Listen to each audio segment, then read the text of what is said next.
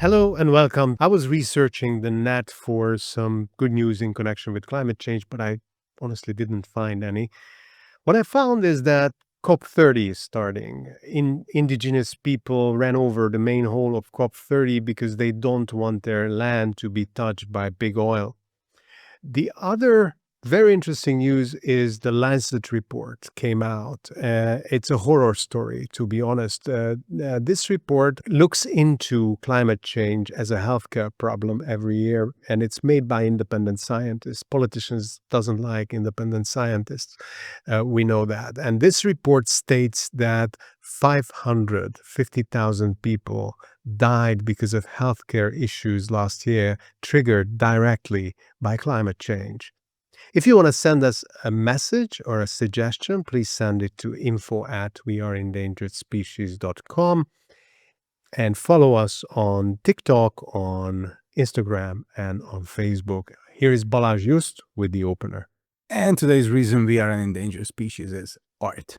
No, not the movies you see on TikTok or the slur of paint smeared across the canvas by some Instagram celebrity who dipped her arm elbow deep in yellow paint and calls it painting, or the half-baked essay handed in by your genius of a high school sophomore copy-pasted 10 minutes before history class from his phone's ChatGPT app he hides in a folder called Brain. Although some might claim these are all art, I beg to differ. I myself can't give you a clear definition of what art is, but I'm sure it is worth living for, and there were people in history who also argued it was worth dying for. Some say it's holy. Some say it is what the soul is made of. Then again, some say soy milk is milk, so... There are a million ways to go about defining art, and depending on which definition you go with, its purpose may also differ. Is it for soul searchers? Is it a propaganda tool? Is it the dim-witted toy of the petit bourgeois? I can't and won't pretend to have the courage to even define it myself, so what I'll do instead is rely on minds much greater than my own to see what they thought about what we are faced with. Bertolt Brecht thinks art is not a mirror held up to reality, but a hammer with which to shape it. Well, fairly straightforward. Then again, he did write the Threepenny Opera and had his Marxist leanings, so what the hell does he know? He'd have thrown the bathwater out with the baby. Or vice versa. John Cheever, American novelist often known as the Chekhov of the suburbs, said, "Art is the triumph over chaos." So when will we let art take over completely? I could use a little less chaos and a little more art. Perhaps we all could. And modern-day heroes like Banksy come along who say things like, art should comfort the disturbed and disturb the comfortable. In its essence, once again, anti-establishment. But then again, all art is. If art is not anti the system, then it is not art, it is propaganda. One of my all-time favorite painters, Marc Chagall, said, "Great art picks up where nature ends." Although I know he did not mean it like that, but let's hope we won't get to nature's end entirely, because the pace at which current society is headed for the end of nature, there won't be anything left for art to pick up. Plato, on the other hand, said that an artist's work is a shadow of the divine perfection. To that I say, let's bring it out into the light. We've been hiding perfection for too long, and our time seems to be rather limited. Now, you don't need to take any of these great definitions to heart. By all means, create your own. Just do this one thing, if you please. Recognize that us, humans of all species, have been gifted with this incredible talent of creating things out of our imagination. Let's thrive for imagining something better than, and not something so much worse that we'll end up saying, "It's so terrible, you can't even imagine." Today, we have two guests joining us. One is Peter Grundberg, real estate investor, art collector, art trader, culture promoter, creator of Brodyland in Budapest, which is a community of, let's say, culture-savvy people who like to have fun. And he has all these artsy and quirky events at his venues. And so Captain Brody is joining us, and also Matyas, photographer, creative director, and also a teacher of art. And he is the owner of Mite Communications, which is a niche agency dealing with brand and culture. So guys, welcome to the show. Good to see you, both of you. Even yesterday, I was at Brody House at Love Brody Love, and stand-up comedy uses climate change now as something to joke about, of course. And the introduction started with actually a joke about an Indonesian wooden chair by the host of Love Brody Love, and we laughed like there was no tomorrow. So my question to you, and this is like a mission statement kind of question, where art connects with climate change, how art connects with climate change, in your opinion? Good entree, and thank you. Delighted to be here. I think you must have sent the email to the wrong person, because I'm not sure I've got the requisite credentials to really advance the discussion. I take a keen interest in it, so maybe that's why I got a call up. So thank you very much, and it's nice to meet Matyas, and no doubt I'll learn a lot from him. So just following that point, my typical response to many things, and that's probably by virtue of being English, is humor. And so that resonates. And funny enough, just by pure serendipity, when I was popped upstairs to get my drink before we kicked off, I ran into Dave Thompson, the host from last night. And I just flippantly asked him, so, well, we're about to have a podcast and I've got those thoughts. What are your thoughts? And of course, he came back with a suitably pithy and short reply. He was like, well, my contribution from an art and climate perspective is, I use watercolors rather than oil paints. So I thought that was a little sort of starting point, just to kick off. But I think it's clearly an omnipresent subject, and I think perhaps the hats that I wear for these purposes, of course, there's Brody House, and there's a space where we precipitate discussion and thought. Art is clearly a conduit for those purposes, but also as a family, we've invested in various ecological projects, and I'll share some thoughts on those in due course. So thank you for having us here, and over to Matyas to respond and follow up with some initial thoughts from his side. Well, it's tough to say, but it's clear to me that art is not loud enough today, and it's not rebelling enough, and I think that's because also we have how we consume culture has changed, and we consume content, and we kind of forget how to consume art. It doesn't drive us as much, and I think the art world should make more effort into the gaining traction and attracting a wider audience. And I think there's a part that museums play in this, a huge part. And I'm not sure if they doing enough for climate change as well, because I don't expect like for-profit galleries to promote this kind of art, because that's not how they work. They're going to promote whatever they want to promote. But I think artists should find a way to be viral, to go viral on the channels that they can use these days. And I don't see doing that. But like I'm working show business, and one of my teachers famously said, "It's not show, it's show business." And the infamous Samuel Goldwyn had this famous saying. He said, "Pictures are for entertainment. Messages should be delivered by Western Union." And my question then is, so to what Matyas just said, if we sort of pressure artists, whatever art they may be working in, to deliver these messages, to hammer these home, then I see two options. Either A, they are pissing upwind because the people who should be hearing it won't, or they will be preaching to the choir. Either way, if either of those options are true, then it's pointless.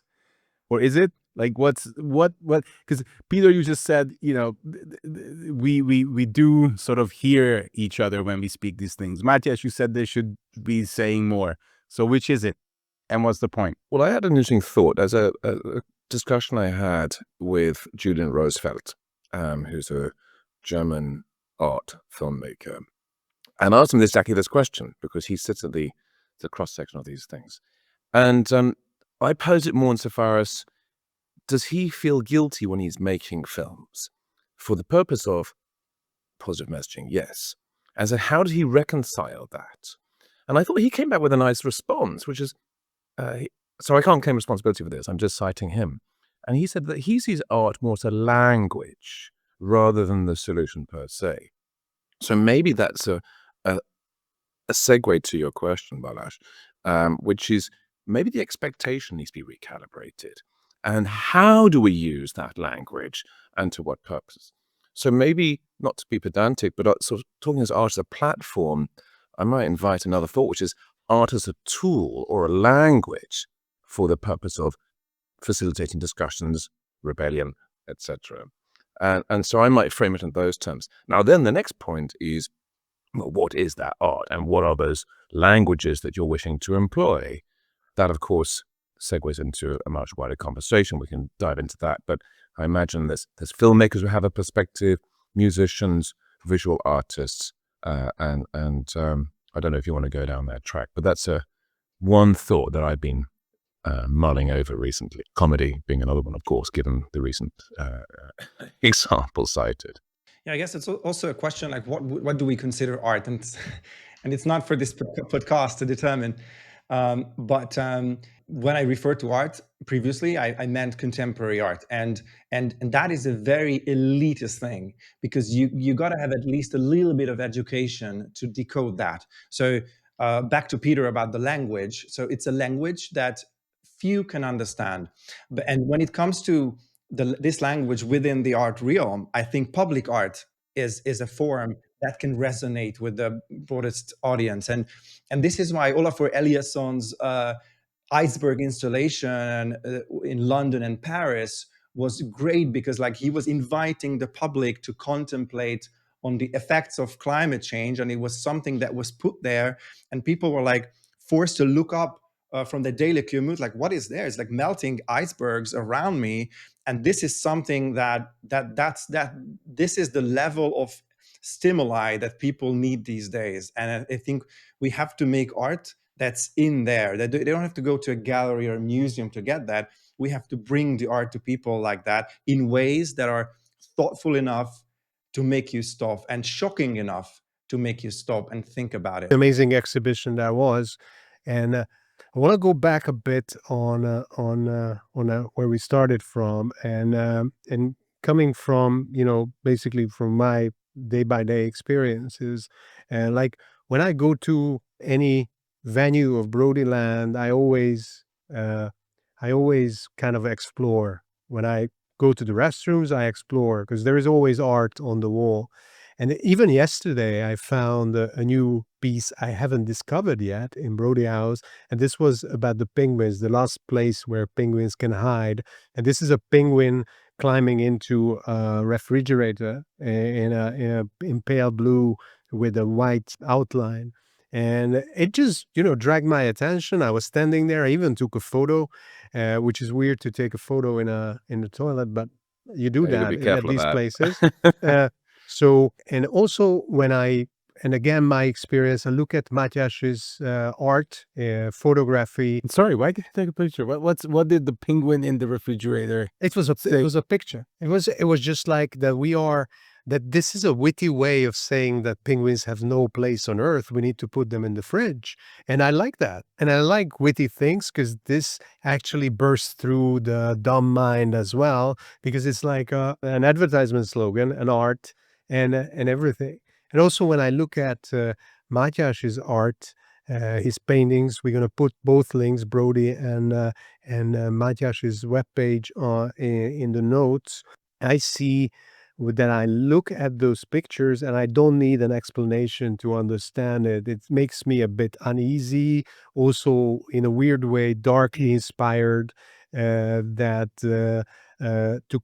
he captured some moments in these metropolises we live in, which is the true essence of living in a metropolis. We are together, but we are alone in a way. And places like Brody bring together people who are kind of culture savvy and live beyond the borders of politics on many topics, and it's like that's the essence for me, catching the moment.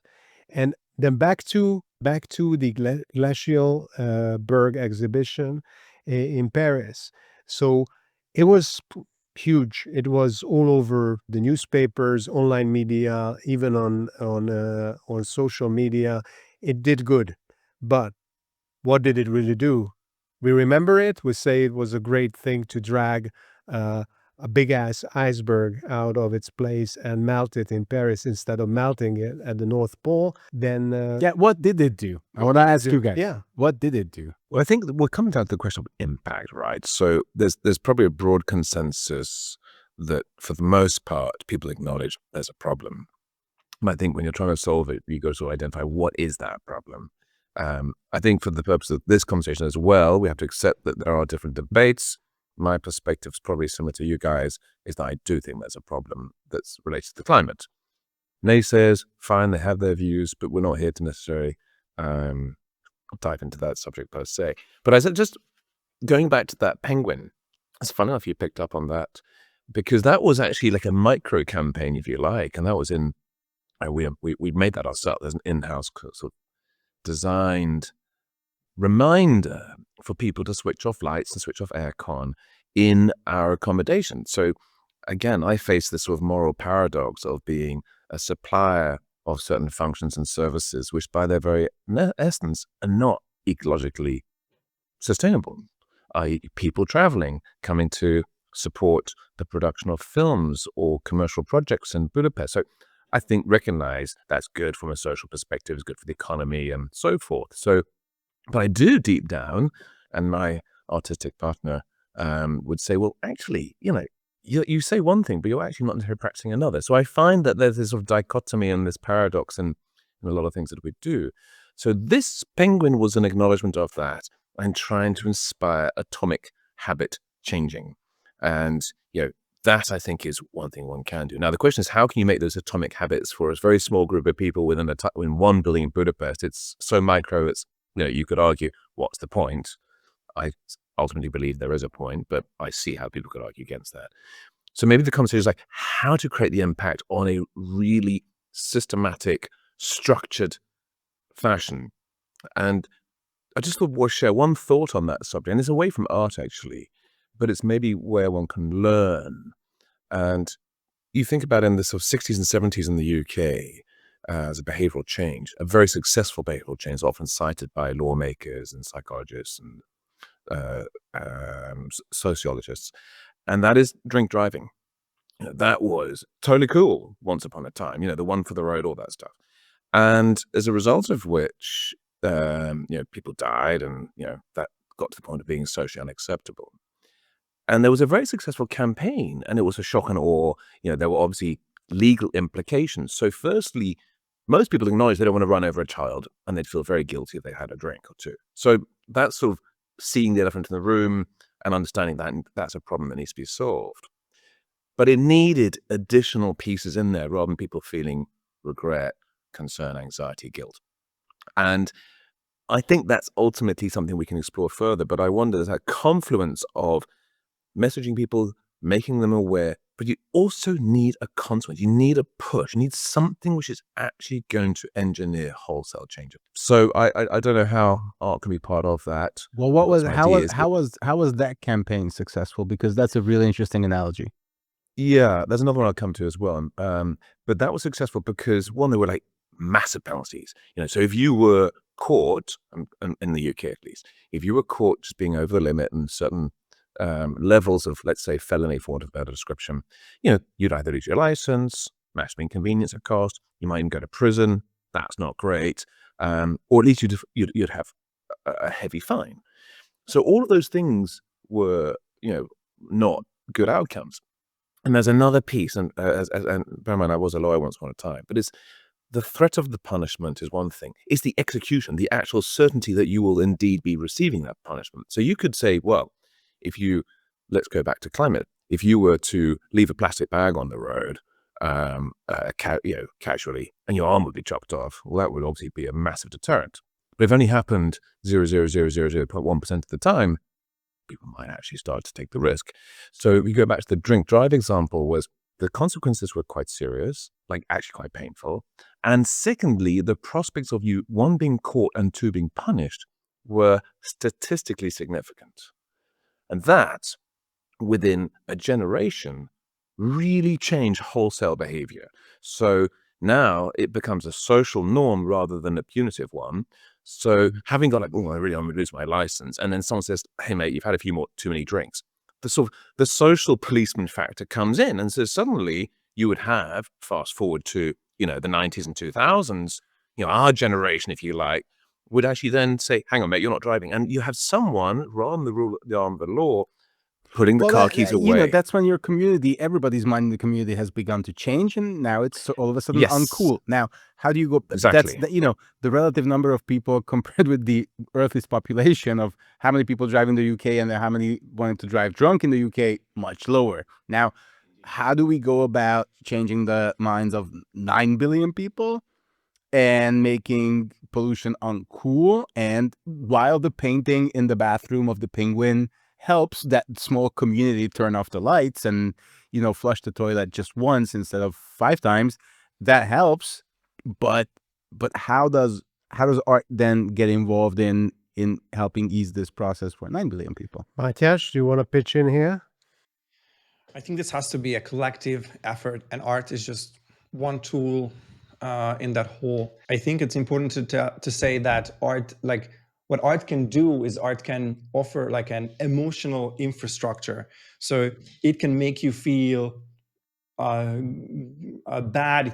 You can imagine loss, grief, so raising awareness is just one step. But then I can be aware of something, and I could just not care. So what art can do is to pull in that emotional part, and I think that's where art's role. This is how it can be defined, but it's a collective effort, and art is really just a puzzle piece in the whole thing. I don't think we should place that much burden on art. You're right, and we shouldn't. You're absolutely right. We shouldn't. However, where I see art failing to achieve what it should, which is art touches all 5 senses, right? One way or another, and then it invokes the 6th, and empathy, emotions, like you said. Yet it is still incredibly ineffective at directing the attention to an existential threat, which is what this is. And so if we can't touch if art can't be used in this case for what it is normally used for, like look at the movie Don't Look Up, right? It perfectly depicts how billions of people will remain absolutely, completely ignorant to the fact that it's there, it's coming. Yes, you're absolutely right, Balázs. And there's a person on her site who I think is doing some interesting work within this space. There's a lady called Julia Kinsman. She's a great friend of mine, based in London. She works in the hospitality business, which of course is one where you could really pull up for not being on point here. And she's got a really interesting podcast and profile called Boutiquico. And the phrase that she used, and again, I credit her with that because I didn't come up with it. I wish I had. She talked about the 3 C bombs. Well, anyone from England can probably come up with one of them. Most taxi drivers or footballers would use that freely. But she talks about convenience, comfort as being, and of course, consuming. So those are the 3 C bombs. So that, I think, is in terms of not putting as much as, say, the load on art to solve those. Those are also, art can be the instigator, the conversation starter, the language. I think there's a broad consensus that has a very valid role. But we also need to address those C bombs, those the elephants in the room. And those perhaps require other mechanisms, whether that's technology, whether it's economic levers. There's an awful lot of things to discuss in that realm. What if we extend the definition of art and we include everything that's culture, commercial culture, even the movie industry? Balázs, you mentioned Don't Look Up, which I think is actually a very successful piece of example. I personally, I didn't like the movie. I think it's too basic, it's too predictable, but it was a huge success, and it worked for tons of people. It was on, I don't know, top 1 for Netflix on Netflix for weeks.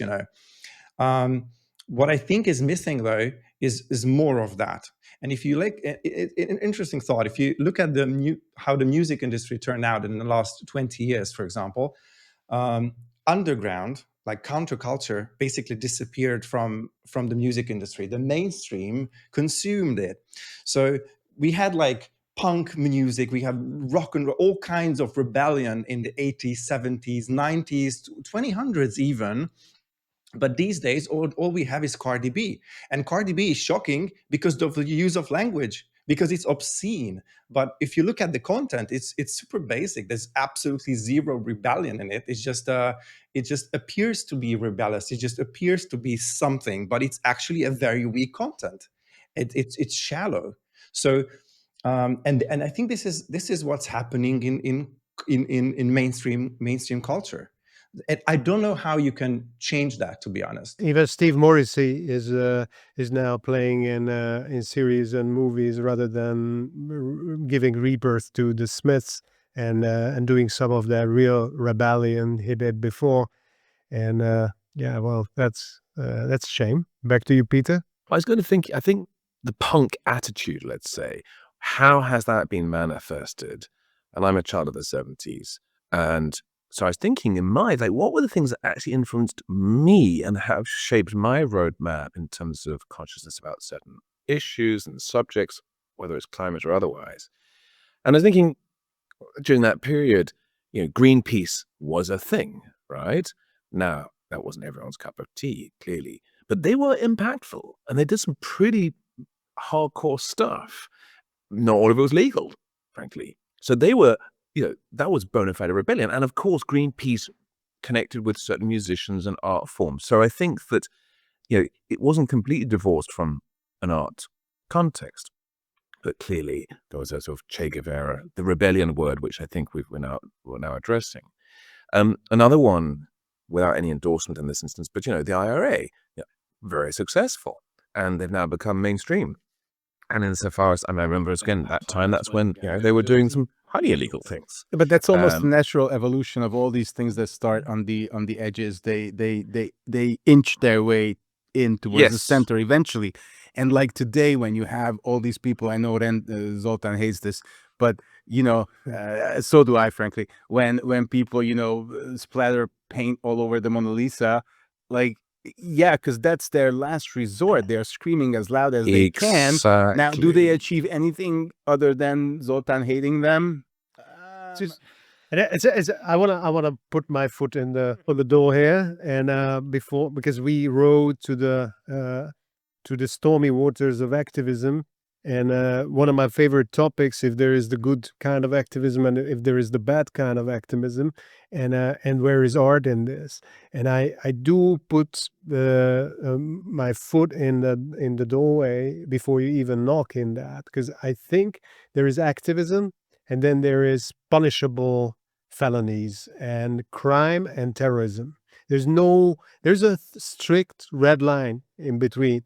And if we want to, that's a principle for me. If you want to DAX something, if you want to overcome something, you cannot go out of the frames of our legal frames of our society. Because if we overcome it outside of the legal frames of our society, we achieve what we fought against for. We collapse society.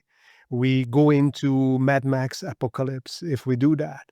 So I do strongly, you can make a decision to go beyond that red line. You can but you need to consider becoming a terrorist ultimately, because in our legal system there is no other word for it. If you sabotage infrastructure, and you are a terrorist. If you blow up a power plant, you are a terrorist. If you stop a city from moving forward, you are a terrorist. So I think, I almost said something which would not have been I PC. going. But where sorry, is art Zoltan, on that coordinate system? Well, I didn't just pose you a question back, just following that. I didn't mean to talk over you at the end there. But who would you consider to be more successful if we're looking at that line between those 2 points? John Lennon or Sinn Féin? if you take John Lennon as the ultimate peace example, it certainly would be a reference point from my sort of cultural history and experience. I'd hold him up in high up on the list of people who were impactful, visible. I mean, he even said himself, we're more famous than the Beatles, etc., etc. But what did he achieve? We can discuss that in terms of impact. Music, massive. People still play the music. But what did he actually hardcore achieve? Now, I would lean towards him as opposed to being the destructive forces and going outside the rule of law. But I wonder whether there's no argument to say that the IRA were probably more successful in terms of outcomes. Whether you subscribe to the logic or what your position is not, for these purposes, not relevant, but the impact might be greater. So I don't know where you guys are on that. It's obviously an uncomfortable subject, but that's perhaps something we should dive into, because that might then help us map out the answer to these questions. I cut in here. Because I wanted to say this before, and I stopped I clipped my mouth or my lips. But I will say this. I don't say that it's out of the question to go beyond the frame of law in an existential threat. I say we are still not there, and that's because of art being not fully addressing the problem yet. Culture is not addressing mainstream media, so we still have a lot of resorts to turn to before it comes to terrorism. And of course, there's politics, there should be an evolution of politicians, that these dumb populist like dumbasses disappear from the world and smart people come who know that we need to come with a transition plan, at least, to make this world a better place, because we are ultimately going to lose our revenues and money to climate change. So I don't think it's out of the question. I say, still, for example, art could do so much more, and art could be so much more louder and clearer about the topic. Yeah, definitely. Yeah. If I may, if we just circle back to this act of this well-known act of trying to destroy art, which is actually not destroying art, it's actually a very safe way of protesting, because it's the art is usually protected, so people are just kind of abolishing or damaging the protective layer a little bit. It can be wiped off. There's usually no damage done. That's actually a very safe way, but because of that, I don't think it's impactful. And if I may draw examples from art history and compare it with performance art, like if you think about Vienna Actionism, a movement in the 70s that was raw, violent, uncompromising. It included a lot of things I'm not going to mention on the podcast, but if you look it up, it's amazing what those artists has done, and also, if you, for example, you look at Joseph Beuys, who spent 3 days with a coyote while being wrapped in a blanket in a gallery in New York in 1974, for 3 days, constantly being attacked by this wild animal, and that was his performance. He really risked his own life. And I'm not saying a climate activist to do that, but throwing warm soup on a plexiglass, just that could be something in between that's more thoughtful, that's a little bit less safe, that gains more traction. Because listen, an activist goes ahead and does that, right? Throws warm soup over the Mona Lisa. What's the message that comes across? Because ultimately in the news, all that's going to be is climate activists have thrown warm soup over the Mona Lisa. And that's that. What? Why? What's your message? What's your goal? Because all that gets lost. And then we're back at square one, where, Churchill did not say what many people attribute to him, that if we stop financing art, then what are we fighting for? He didn't actually say that. He said something very similar, but not that. But we're back at that. So what are we fighting for if you don't tell me what you're fighting for? And then my favorite, my all-time favorite historical figure is Winston Churchill, but he did say that we need to save France for the champagne. And I greatly agree with that. I sympathize with the idea. And also, I think like the coyote performance is an achievement to do that. There is some effort in it.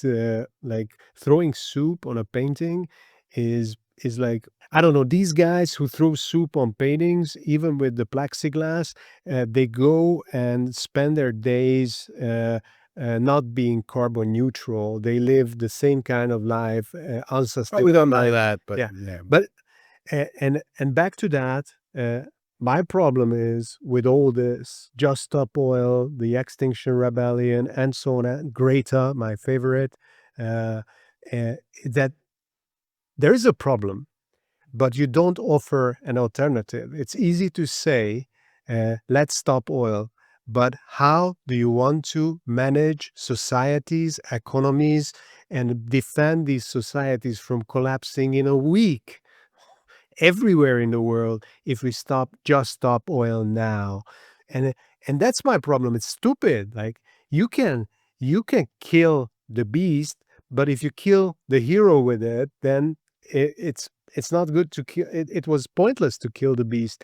If we stop oil, then we need a solution to live on uh, from the week after.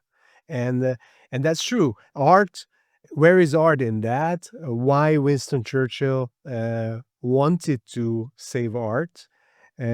It's more for me is as a lot of people say that Matthew's book in the Bible is kind of like reporting on Jesus's deeds. It's the most objective way. So is art that? Are our way of documenting our shortcomings and achievements and all that's beautiful and all that's horrible in the world throughout the centuries was the paintings of Raffaello just equal to a very nice Instagram post today done by artistically beautifully with the same topic, let's say, is that the same value? Just we have the tools now to put it out by ourselves. Then we needed Raffaello, and then we needed all those big walls that we could put this on. Is that the case? Because then, if it's the case, then art is news, basically, a news for the aliens who will find a desolate Earth at one point when we went extinct. Is so? Where do you stand in this? Wow, a lot to unpack. I think quick reactions. One, the word transition. That's probably a pragmatic realization that, yeah, you can't just switch one light off and switch the other one on, whether you like it or not. And that comes back to my friend Juliet's C-bombs, convenience, comfort, and consuming or consumerism. So whether we like it or not, those things are there. So I think we probably have to accept that. But with transition, you can have some changes. So, I mean, that will probably come in the form of technology. And how do you get that technology to be adopted? How do you get people to wake up? Well, that's probably through communication, and that's where art can make things cool, grab people. It's the package of that. So one form of technology that I'm aware of is more efficient consumption of petrochemicals in combustion engines, like an internal fracking mechanism. That technology exists, and that could be rolled out. So that's something which is more widely applied, and suddenly you start reducing the amount of petrocarbons that are used to create the same output in terms of speed, distance, whatever logistics you want, KPIs you wish to achieve. But if you do that with half the amount, okay, well, that's a start. So maybe that's a sort of a necessary sequence of steps that shrink the size of the problem, and then you eventually get to what the end destination may be.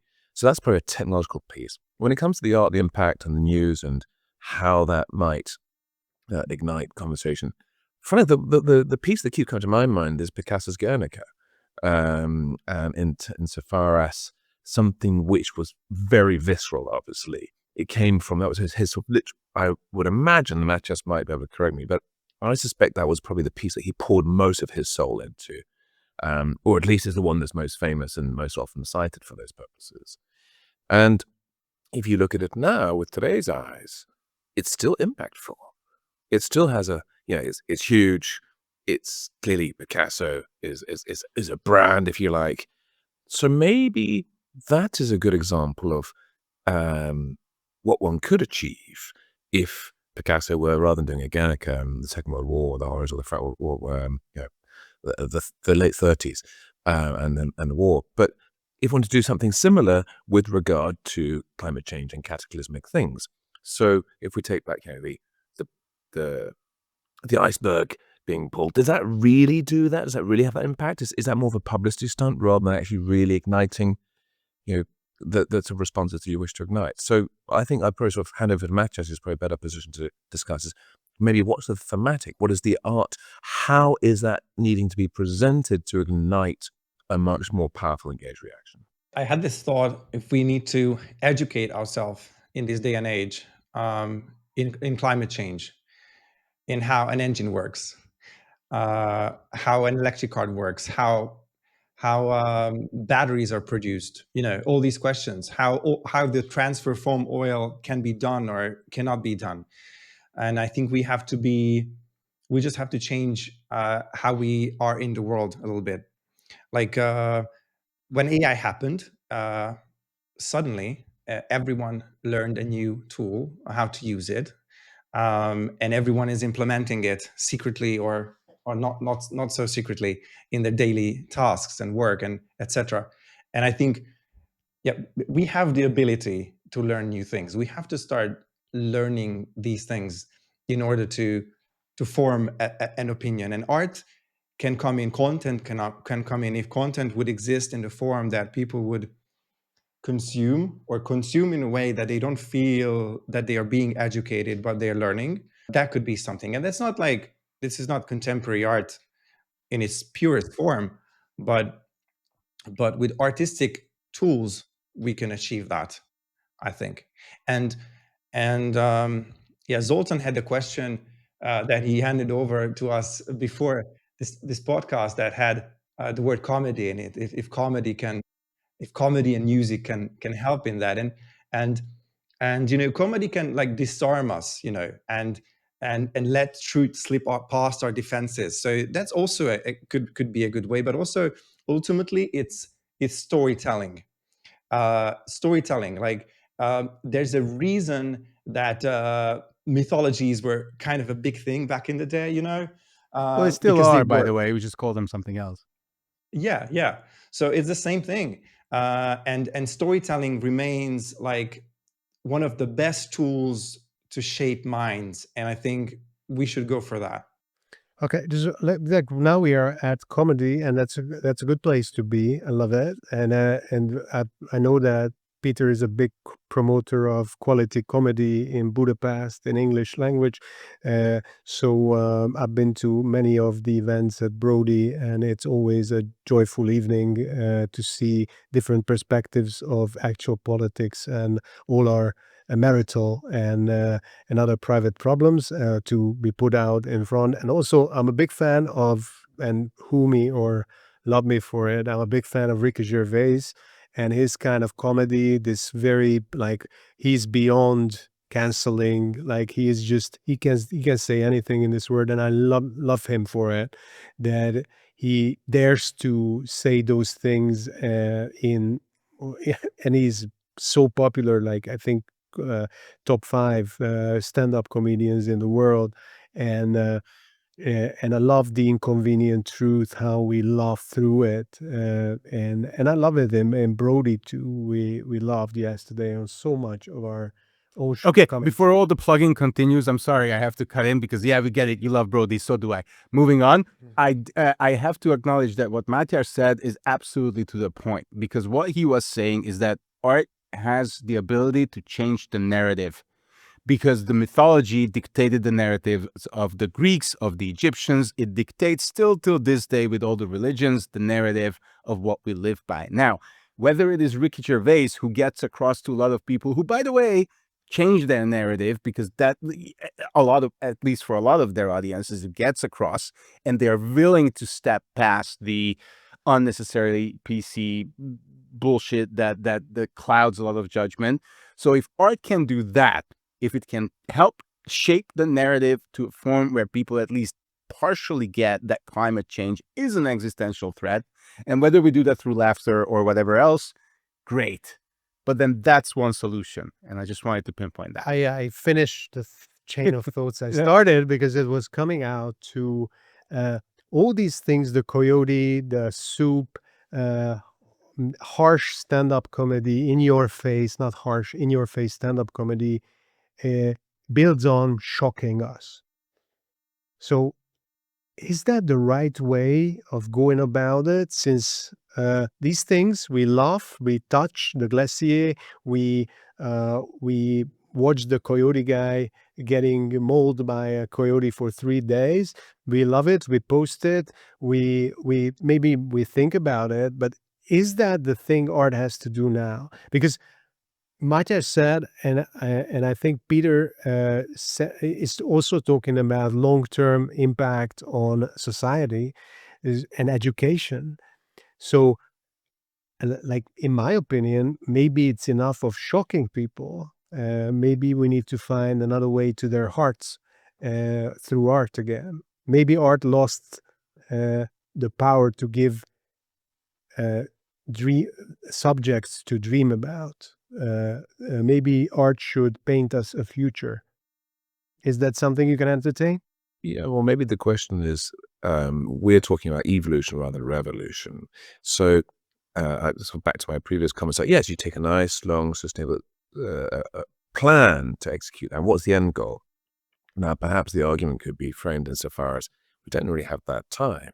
People aren't responding quickly enough. I was leafing through a document from the National Geographic, was printed in 1975, talking about exactly it was literally like you would have pulled it out from something that had been written today, which I found rather depressing. So maybe that's a reminder of the urgency that volume needs to change, or something needs to change, because whatever it is, there's a lot of talking chambers and talking shops and fairly limited action, frankly. So how could that be done? I think that's where you need leaders, people who are motivated to make the changes. It's the sort of the tech pros, it's the Richard Bransons, it's politicians. It's ultimately we have to accept that that's where activity needs to be more demonstrable. I think we are talking about forms of art that are essentially communication tools, and why choose one? The art can exist that's basically shocking and rebellious, and then we can do educational content at the same time. We can do comedy at the same time. These should be all going towards the same goal. And since you mentioned stand-up comedy, let me just say, like, George Carlin, who was such a huge teacher for stand-up comedians today, and he had a very, very famous show about climate change, but like 20 years ago or 30 years ago, and that show ended with the line that the planet is fine, the people are fucked, and it had such a huge, like, I love it, and I can only recommend to watch the full length of this show. It's available everywhere, and that was so great, and Ricky Gervais is also great, but I don't see him doing that, but he touches on a lot of other social issues that are equally important in some regard. Before I hand over to Zoltan for his last question, I just wanted to ask, because now we know Peter's favorite painter. I know Zoltan is going to talk about his in the closing. Matyas, one sentence, your favorite painter and why? My favorite painter. I'll give you mine until you're thinking. Mine is Miro, because it's just childishly, naively beautiful and dreaming, and I like that. You're not gonna like my answer. Like I like, well, maybe you will. I like abstract expressionism, where there's like a gesture and then like a non-repeatable gesture that landed on the canvas, and you can see that gesture frozen in time. And I'm going to mention a Hungarian example who also has international recognition, István Nadler, and I really like some of his work that are he used to practice. There are like documentaries how he practices only one movement so that when he steps before the canvas and he does this like almost calligraphic gesture, it's the way he wanted it, and it captures that particular energy that went into that. And yeah, Cool. that's my answer. My favorite is Gustave Doré's Yeah, Enigma. but you gotta give a monologue about that. Yeah, just I wanted to tell them too. My last question, since we were chewing out, I was at least chewing out art for not doing its job as the rebellious tool to change minds and maybe change narratives. But I want to throw a very important other perspective on you as a last question. Art needs to be consumed as well as a soup. Uh, Maybe the receivers, and I leave the question at that, maybe us receivers became dumber or less sensitive to consume, understand, to let it trigger us. Is that the case? Rather than art being less edgy than before, maybe we are responsible for that? Matyas, you want to go? Or? No, you go. It's I'll a let toughie. Matyas ponder, and then he's well placed to answer that question too. I don't think things have changed necessarily. There's always edgy art and there's pedestrian art. And if we're having this conversation 100 years ago, there would have, there's obviously a tension. And, you have conventional portraits in certain settings that would have been sort of the bourgeois kind of standard way of presenting things, not everyone's taste. And there would have been things that might have been, like an Egon Schiele, take, for example, something near to hand in Vienna. So you had Egon Schiele on the one hand, and then you might have had, the sort of classic portraitist on the other. So I don't know if that's worse or better at any particular point in history. Is maybe what's more visible. So maybe we just have more access to this. More people sort of have theoretically access to seeing what's going on within the art world just by sheer force of it being digital and so forth. Now, what are those messages? So if we take the pedestrian art, which is just there, just wall covering, fine, that's okay, no critique. And what are the ones that are perhaps inspiring those conversations? And where are we today? Maybe that's sort of a question of, the trends that we're seeing right now. And actually, one particular example, funny enough, I'm sitting in here and saying not to talk about the activities that we do, but it's to shine a light on someone in Budapest, a chap called Christoph Steiner, who I guess you guys probably know. And he's clearly very concerned with matters ecological and climate and so forth.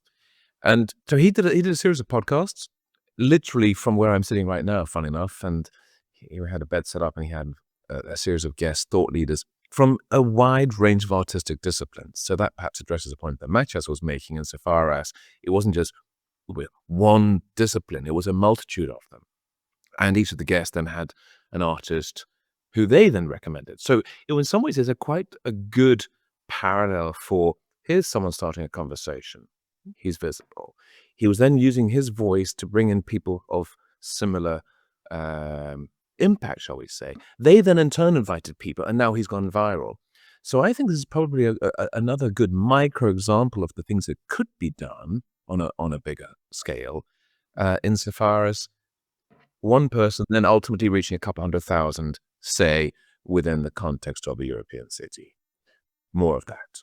And the message that his message was quite doom and gloom, frankly. The title of the podcast, I have to check, but it was in the lines of, we've got one last moment type thing. So clearly he was using that to precipitate a response from the viewer's side. And that also started a conversation between us saying, well, it's a bit doom and gloom. Should we be scaring people? And, that's a conversation we also, in a way, we could lean into here as well. So do you really need to scare the bejesus out of people to say, look, you got to get on with it here?